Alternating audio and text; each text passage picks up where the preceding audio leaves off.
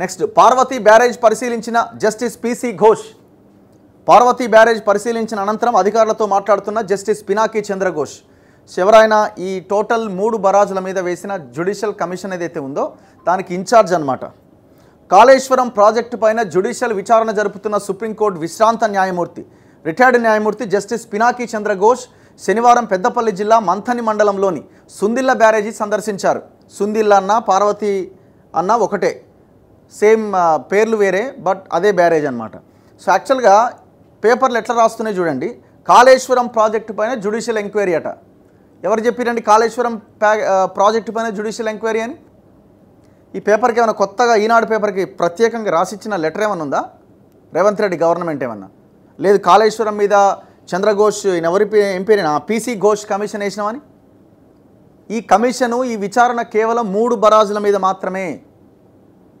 అన్నారం, సుందిల్ల, మేడిగడ్డ ఈ 3 బరాజులు తప్ప మిగతా దేని మీద విచారణ లేదు. సంవత్సరం క్రితం మేడిగడ్డ కుంగిన సంవత్సరం క్రితమే ఆడ పంప్ హౌజులు మునిగినాయి. ఆడ రక్షణ గోడ పోయి కూలిపోయి మొత్తం డౌన్లో ఆ పంప్ హౌజులు పెట్టడం ద్వారా మొత్తం ఆ పంప్ హౌజులన్నీ మునిగిపోయినాయి. ఈ వర్షాకాలం కూడా ఒకవేళ అదే ప్లేస్లో ఉంటాయి, మళ్ళీ మునిగిపోతే డౌట్ ఏం లేదు, వరదలు వస్తాయి. సో ఆ పంప్ హౌజుల మీదనే కనీసం విచారణ లేదు. కనీసం దాని దగ్గరికి పోయడం పరిశీలించినోడే దిక్కులేడు. ఎందుకంటే అవి మెగా కృష్ణారెడ్డి కట్టిండు కాబట్టి. ఈ పేపర్లు కూడా కాళేశ్వరం ప్రాజెక్టు పైన జ్యుడిషియల్ విచారణని ప్రజల్ని మోసం చేస్తున్నాయి. ఇది ప్రభుత్వము ప్రజల యొక్క మైండ్ సెట్ని డైవర్ట్ చేసే ప్రయత్నం చేస్తున్నది. ఇది పచ్చి మోసం.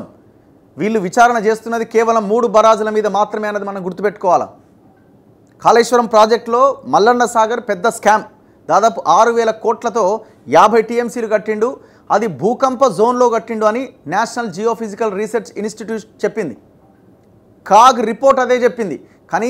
కనీసం ఒకవేళ ప్రమాదం జరిగితే ఏం చేయాలి అన్న దాని మీద కూడా ఒక ప్లాన్ ఆఫ్ యాక్షన్ లేదని. అంటే ఇంత భయంకరమైనటువంటి రిజర్వాయర్ అక్కడ కట్టిండు. కాలువలు దిగిపోయినాయి, సొరంగాలు, ఆ టన్నెల్స్ ఏవైతే ఉన్నాయో టన్నెల్స్ కూడా కూలిపోయినాయి కట్టిన 5-6 నెలలకే. మళ్ళీ దాటిని మరమ్మతులు చేశారు. వీటన్నిటి మీద విచారణ జరగాలి. కానీ వీళ్ళు పేపర్లో రాసింది ఒకటి, బయట జరుగుతున్నది ఒకటి. ఇదంతా పెద్ద డ్రామా. వెరీ క్లియర్గా చెప్పాలంటే ఇదంతా పెద్ద డ్రామా. కాళేశ్వరం ప్రాజెక్టు విచారణలో ఎవరిని ఏమీ చేయరు. ఇదంతా ఇది చేయడం తప్ప ఏం లేదు. ఎందుకు ఎవరిని ఏం చేయరు? అందరికీ కావాల్సినవన్నీ ముట్టినాయి. కేసీఆర్ ఫ్యామిలీ ఎక్కువ తీసుకున్నది, వీళ్ళకి పెన్షన్లు వేసిర్రు. కాంగ్రెస్ తిన్నది, బీజేపీ తిన్నది, అందరూ తిన్నారు. ఇలా మీడియా కూడా తిన్నది. మీడియా తిన్నది కాబట్టి ఇట్లా రాస్తున్నారు. ఎవరు చెప్పింది మీ కాళేశ్వరం మీద విచారణ అని?